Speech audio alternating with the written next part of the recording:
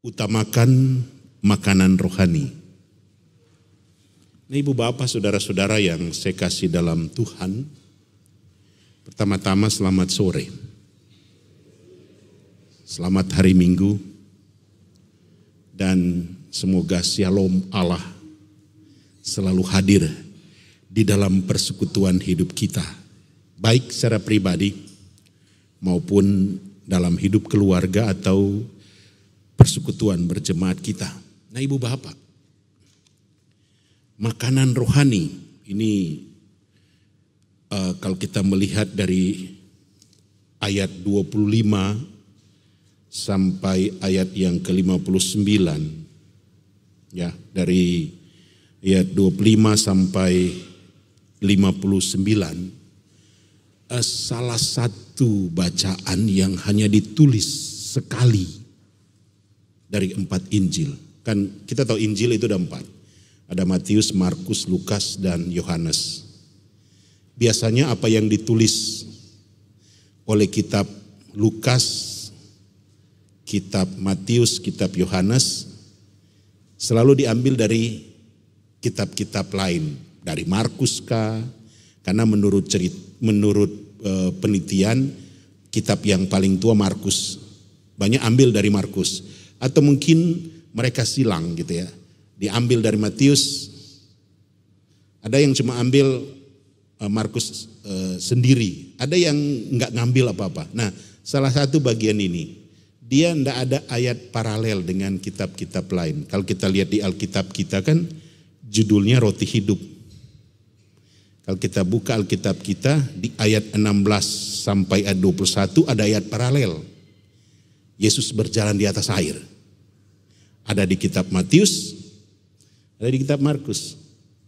Tetapi untuk ayat ini 25, 26 sampai ayat yang ke-59 sedikit pun enggak ada rujukan dari kitab-kitab Injil lain. Mungkin pertanyaan bagi Bapak Ibu, kok bisa begini? Biasanya ada rujukan di kitab lain. Ini adalah produk khusus dari Yohanes. Jadi tidak diambil oleh Injil lain, tapi ini produk khusus dari Yohanes. Nah, Yohanes merasa penting memberikan kesaksian tentang ini karena mencakup motivasi, Ibu Bapak. Kadang-kala mungkin pertanyaan bagi kita, ya, apa motivasi kita mengikut Tuhan? Apa yang menyebabkan saya mengikut Tuhan? Ada beberapa hal sebenarnya, Ibu Bapak, ya. Banyak orang motivasi mengikut Tuhan karena sakit.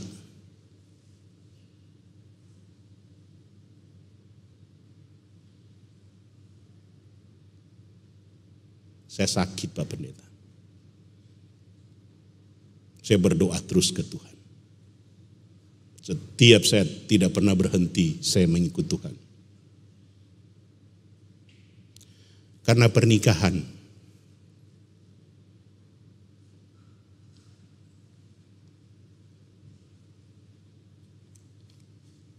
Karena pekerjaan. Karena kekayaan. Karena keluarga, dengan motivasi status sosial. Ini positif. Saya tidak jelaskan yang negatif. Ini motivasi kita mengikut Tuhan. Banyak. Saya cuma menemukan Tuhan ketika saya sakit. Ada kuasa Roh Kudus hadir dalam hidupku. Dan ternyata pada waktu sakit itu merubah hidup saya. Padahal dahulu saya benar-benar jauh dari Tuhan. Dari sakit itu saya mengikut Tuhan. Positif kan? Karena pernikahan. Saya sebelum bertemu dengan suami, dengan istri saya itu saya Muslim. Saya Hindu, saya Buddha, saya berkepercayaan lain. Tapi setelah saya menikah, saya menemukan ada nilai-nilai yang luar biasa tersimpan dari keyakinan iman pasangan saya. Saya mulai belajar, sedikit demi sedikit. Dan dari proses belajar itu saya menemukan, oh betul, saya tidak salah pilih pasangan. Saya mengikut Tuhan. Dulu Pak Pendeta saya belum dapat pekerjaan. Berusaha saya sedemikian rupa. Pada satu waktu, orang kadang-kala bilang pada satu waktu. Ya, dalam doa saya, Tuhan menjawab tepat pada waktu. Dan pekerjaan itu ternyata memberikan dampak perubahan dalam hidup saya. Saya ikut. Dulu ketika saya belum punya apa-apa, saya cuma jualan sekian puluh ribu setiap saat saya berjualan. Tapi berkat Tuhan yang luar biasa, saya memiliki apa yang ada sekarang. Ini kan karena materi kekayaan, salah? Enggak. Karena keluarga.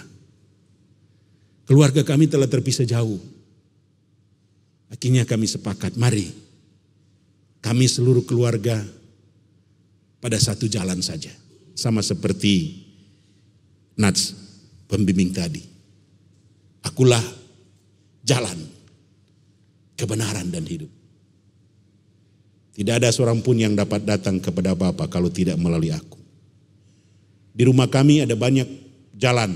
Ada yang jalan ke kiri, jalan kanan, jalannya lebar dan jalannya sempit. Kami ambil satu jalan saja demi keluarga. Atau karena status sosial, bisa. Jadi artinya orang berpikir, oh ini negatif. Enggak, ini bisa jadi positif. Nah, ini motivasi. Nah, tapi bagaimana kita melihat Alkitab berbicara tentang motivasi itu? Nah, pada suatu waktu di Matius 8 ayat 19, seorang anak muda kaya, dia berkata begini, Guru, aku mau mengikut engkau. Kemana saja engkau pergi. Motivasinya kan luar biasa, aku mau mengikut engkau.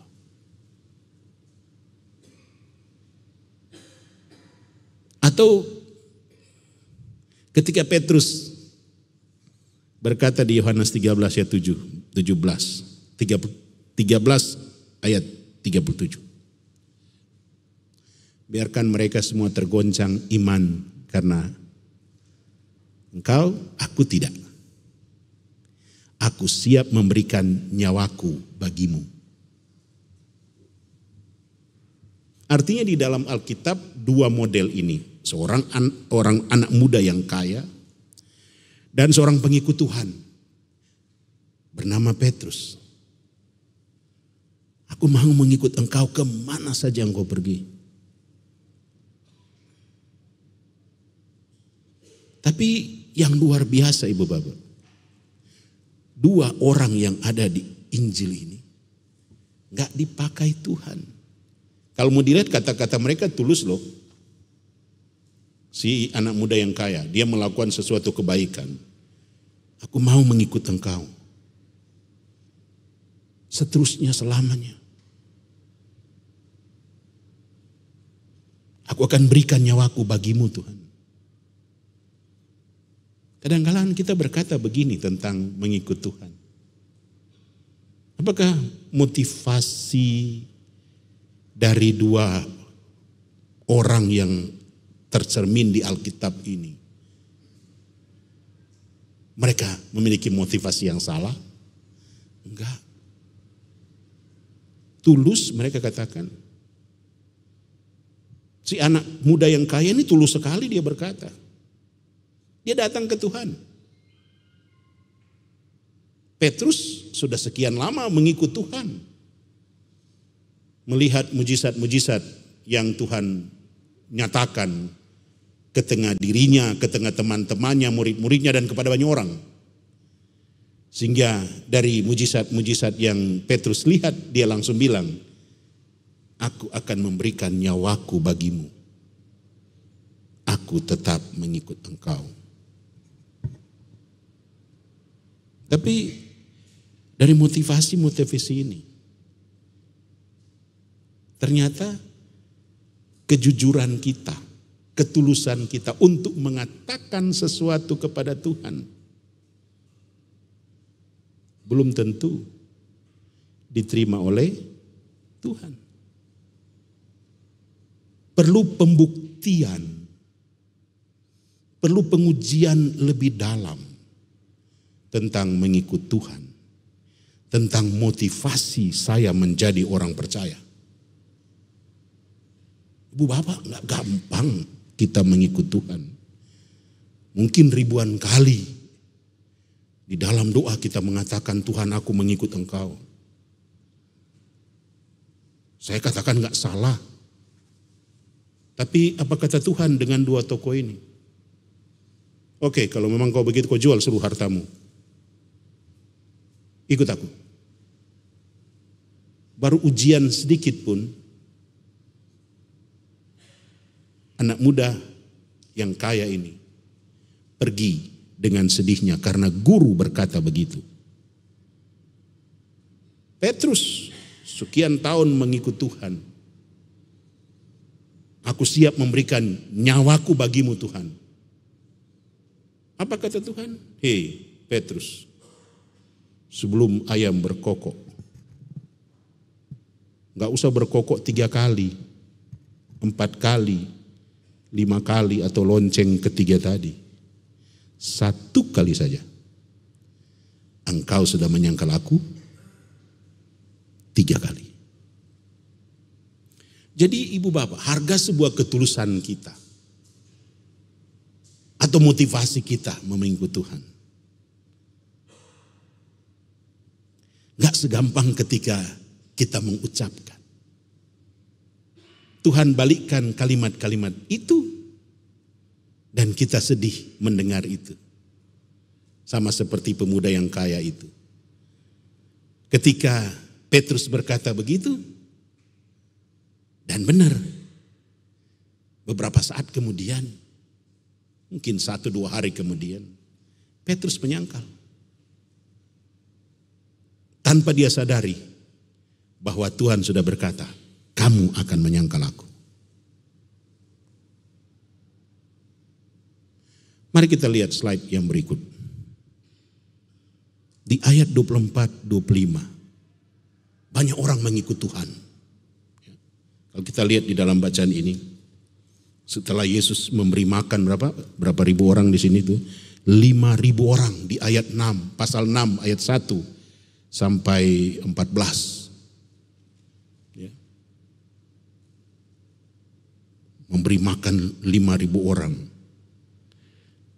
Filipus bilang di ayat 7, roti seharga 200 dinar tidak akan cukup untuk mereka ini, sekalipun masing-masing mendapat sepotong kecil saja.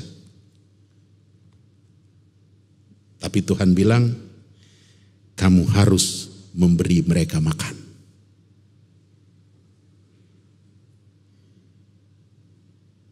Hanya ada seorang anak kecil, muridnya mengambil ya.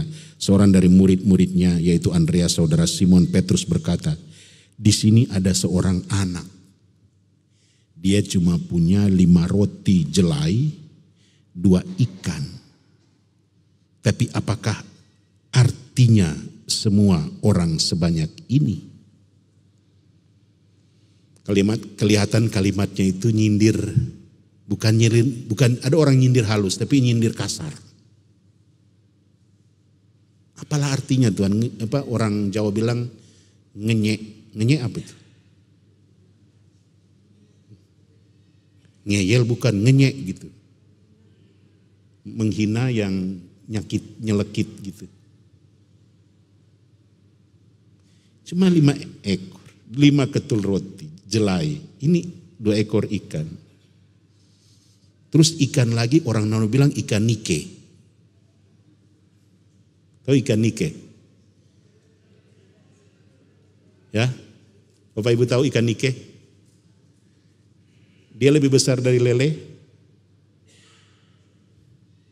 Ikan nike itu lebih besar sedikit dari teri Medan. Cuma 2 ikan itu. Kan ngenyek banget mereka sama Tuhan. Kalau yang lain, Tuhan kami punya 200 dinar. Tapi mungkin dia cuma ketawa, Tuhan kami cuma punya, tapi 200 dinar sebanyak orang ini.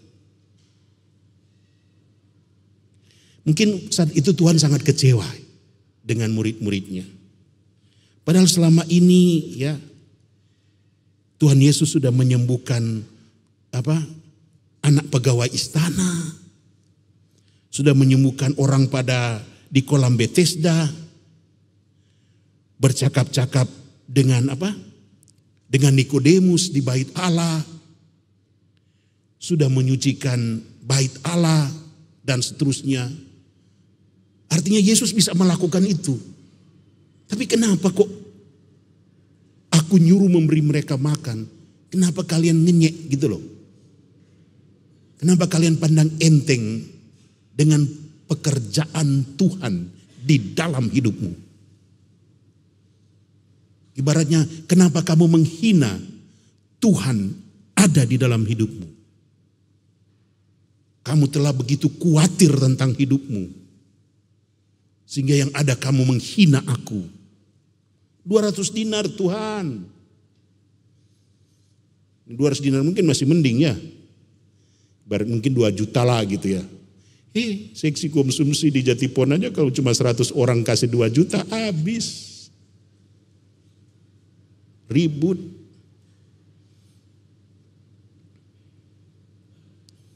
Apalagi bilang 5 jelai roti,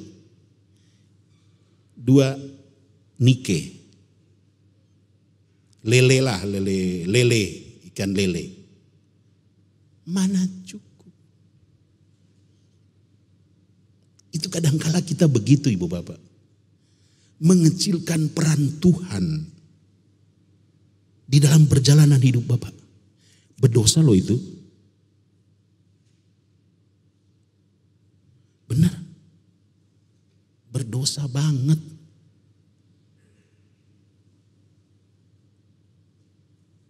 Gak mungkin.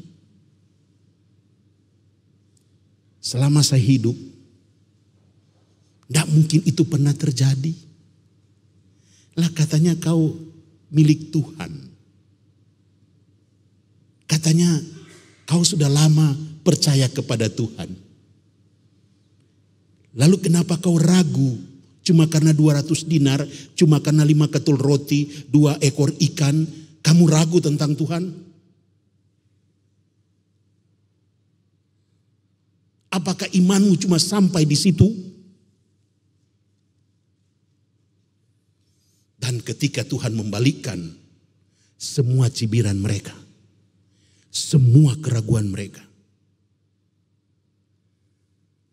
Apa dikatakan di ayat 15 di Yohanes 6? Karena Yesus tahu bahwa mereka hendak datang dan hendak membawa dia dengan paksa untuk menjadikan dia raja, ia menyingkir pula ke gunung seorang diri.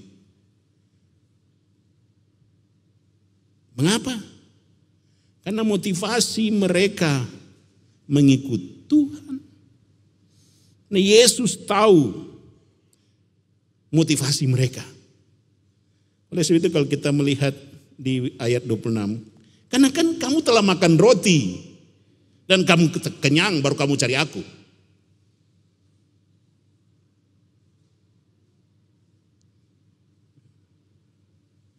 Untung tidak ada orang Jatipon di situ. Kalau ada, bakul-bakulnya hilang. Kan 5 ketul roti dan 2 ekor ikan. Sisa berapa tuh? 12 bakul ya?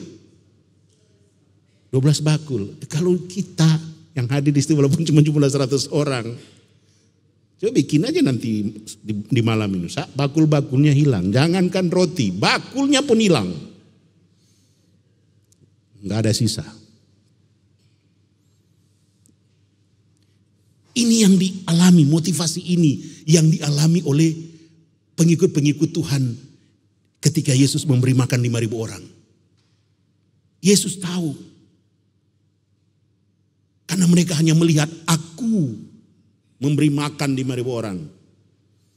Lalu menjadikan dia raja. Nah, bahaya yang begitu. Apalagi dia model-model kampanye sekarang. Aduh, pilih aku. Habis pilih, aku tidak kenal orang itu. Kayak Petrus kan. Aku mengikut engkau Tuhan. Nyawaku pun aku siap korbankan. Ada seorang perempuan bilang, aku tahu. Seorang perempuan loh. Aku tahu. Kau bersama-sama dengan orang yang disiksa itu. Apa kata Petrus? Aku tidak kenal orang itu. Ketika kita mendapatkan berkat yang melimpah dari Tuhan, luar biasa besarnya. Lalu kita mulai mengatakan, aku tidak kenal Yesus itu. Ketika kita mendapatkan jabatan yang luar biasa, kita mendapatkan segala sesuatu, atau mungkin ketika kita mengalami problema yang begitu berat, lalu kita mengatakan, aku tidak kenal orang itu. Maaf. Apakah kita orang-orang seperti itu, ibu bapak? Jangan.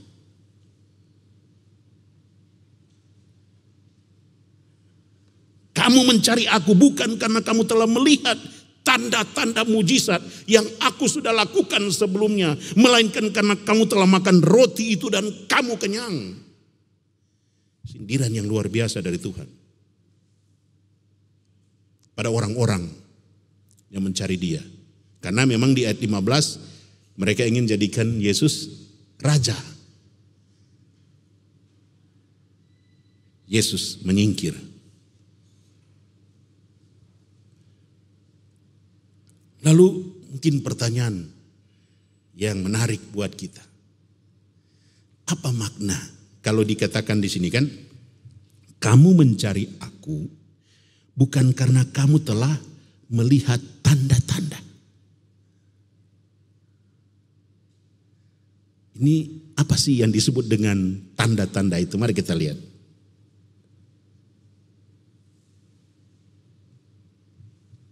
Itu mujizat. Kamu telah melihat tanda-tanda mujizat. Melihat tanda-tanda. Artinya mengerti apa yang hendak ditunjukkan oleh mujizat-mujizat Tuhan. Jadi kamu sudah melihat tanda-tanda. Tapi yang kamu perhatikan cuma karena kamu kenyang dengan roti. Kadangkala kita begitu ibu bapak. Yang penting saya sudah dapat. Sakit saya sembuh. Pekerjaan saya dapat. Masalah saya selesai. Keluarga saya bersama-sama dengan saya. Semua hal sudah saya miliki. Tapi saya tidak pernah melihat bagaimana proses Allah membentuk kita sehingga kita bisa mengerti ternyata mujizat yang Tuhan berikan kepada saya itu luar biasa. Jangan kayak ada lagu. Kadang-kala kita paling suka sampai mujizat menjadi nyata. Mujizat menjadi nyata. Ibu bapak, kalau kita mengatakan lagu itu lagu yang paling bagus, saya mengatakan itu lagu yang paling gak bagus. Karena mujizat itu nyata. Mujizat itu bukan moment by moment, peristiwa demi peristiwa yang terjadi di dalam hidupku. Satu-satu. Tetapi proses saya mendapatkan hidup itu. Itulah mujizat. Sehingga saya akan berkata bagiku hari ini kepada Tuhan. Tuhan, hidupku hari ini adalah mujizat yang Engkau berikan untuk saya. Hidupku hari ini adalah mujizat Tuhan. Saya bisa duduk manis di rumah Tuhan.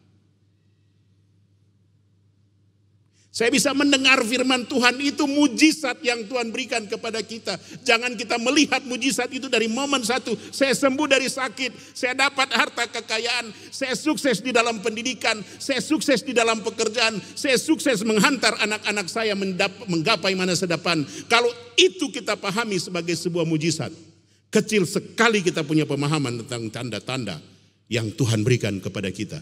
Harusnya saya akan mengatakan, hidupku yang Tuhan anugerahkan kepada saya adalah mujizat yang terbesar yang Tuhan berikan kepadaku.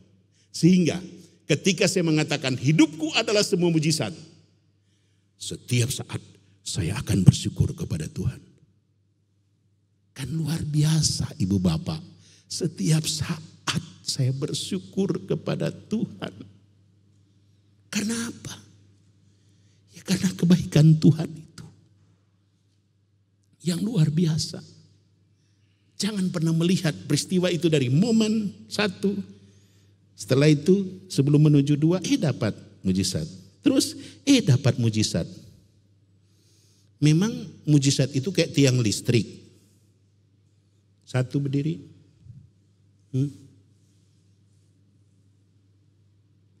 Mujizat itu adalah jalan hidup kita.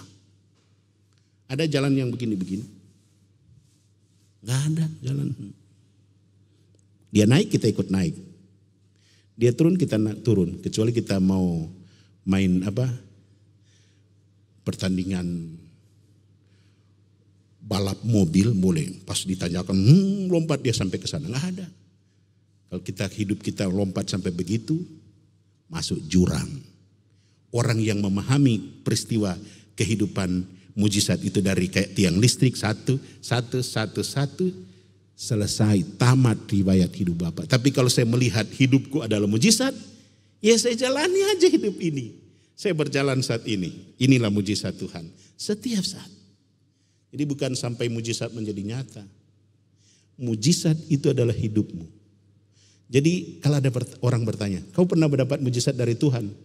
Ada. Kapan? Sekarang. Ketika saya mengatakan sekarang, itulah mujizat yang Tuhan berikan buat saya. Ketika saya bisa bernafas.